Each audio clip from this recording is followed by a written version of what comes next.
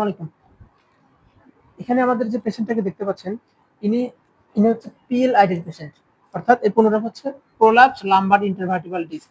আমাদের যে মেরুদণ্ড আছে, মেরুদণ্ডের ভিতরে স্পাইনাল কর্ড অর্থাৎ সুষুম্না কাণ্ড ভিতর দিয়ে যায়, যেটা থেকে আমরা হাত, পা এবং পুরো শরীরে কাজ করার শক্তি পাই বা হাঁটা চলার শক্তি পাই।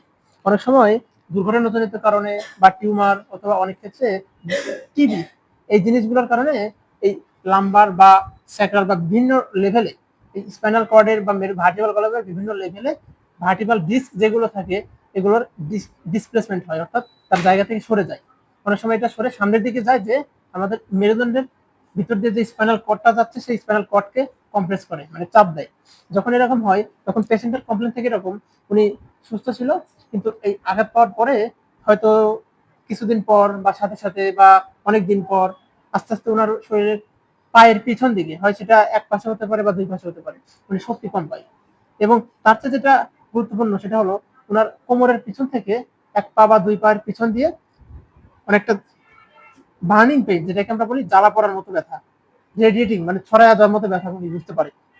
এবং এই জিনিসগুলো অনেক সময় ওনারা অবহেলা করে ফার্মেসি থেকে বিভিন্ন ওষুধ খেয়ে এটাকে কমায় রাখে। কিন্তু ভিতরে যে মূল সমস্যাটা স্পাইনাল কর্ডের যে ডিসপ্লেসমেন্ট, এটা তখন আর ধরা যায় না। দেখা যায় কি হয়, 2-4 বছর পরে এটা আরো বড় আকার ধারণ করে।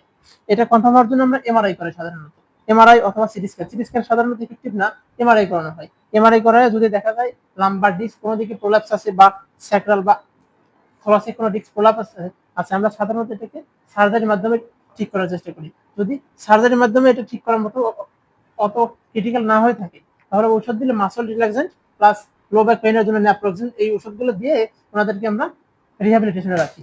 এবং ওনাদেরকে আমরা প্রোফাইল্যাকটিক ট্রিটমেন্ট হিসেবে নিউরোবি বা ভিটামিন বি সাপ্লিমেন্ট দিই, যেটি আমাদের নার্ভের কাজ করার ক্ষমতাটাকে বাড়ায় দেয়। এই নিউরোবি বা ভিটামিন বি সাপ্লিমেন্ট এটা 3 মাস বা 4 মাস খাইলে আস্তে আস্তে নার্ভের শক্তিগুলো ফিরে আসে, নার্ভের সিগন্যাল দেওয়ার ক্ষমতাটা আগের মতো অবস্থায় ফিরে আসে। কিন্তু সম্পূর্ণ আগের অবস্থায় যদি নাও আসে, পেশেন্ট মোটামুটি স্টেবল থাকে তার দৈনন্দিন কাজকর্ম করার জন্য।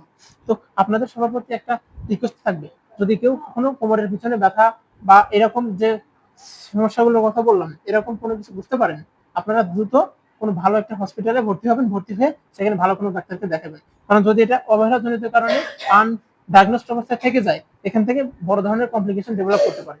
এবং এটা সবচেয়ে সিরিয়াস কমপ্লিকেশনটা হচ্ছে পুরো পা, এক পাশ হোক বা দুই পাশ হোক, অবশ্যই হয়ে যাওয়া, অর্থাৎ প্যারালাইসিস যেটাকে আমরা বলি। ধন্যবাদ সবাইকে।